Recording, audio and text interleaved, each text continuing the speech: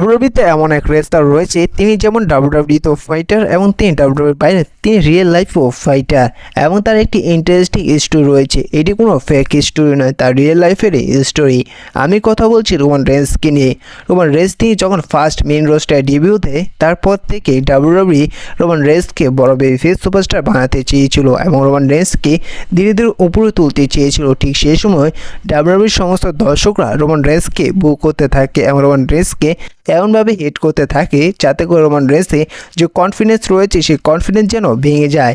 তবুও Roman Reigns সমস্তভাবে চেষ্টা করে গিয়েছে ডাব্লিউডাব্লিউতে একজন বড় সুপারস্টার হওয়ার জন্য, কিন্তু একসময় দেখা যায় যে রোমান রেন্সের লুকিনিয়া হয়, এমন লুকিনিয়া হয় যে কাউকে একেবারে ডিস্ট্রয় করে দিতে পারে এবং তার লাইফ শেষ করে দিতে পারে। কিন্তু রোমান রেন্স তিনি সেই লুকিনিয়া নিয়ে আবার সে ডাব্লিউডাব্লিউতে ফিরে আসেন এবং তিনি লুকিনিয়া নিয়ে এই ডাব্লিউডাব্লিউতে ফাইট করতে থাকে। একসময় দেখা যায় যে রোমান রেন্স তিনি 2020-এ এক ট্রাইবাল চিফ ক্যারেক্টার নিয়ে আসেন এবং তিনি পুরো ডাব্লিউডাব্লিউ ইন্ডাস্ট্রিকে চেঞ্জ করে নেয় এবং তিনি হিল হিসাবে সে সময় প্রেজেন্ট হয়। এক এক করে তিনি বড় বড় রেসলারকে হারাতে থাকে, ডিস্ট্রয় করতে থাকে এবং তার সমস্ত দর্শকের মন জয় করে নেয় এবং সে সময় সমস্ত দর্শকরা রোমান রেন্সকে সাপোর্ট করতে থাকে এবং পুরো ওয়ার্ল্ডে রোমান রেন্সের নাম ছড়িয়ে পড়ে।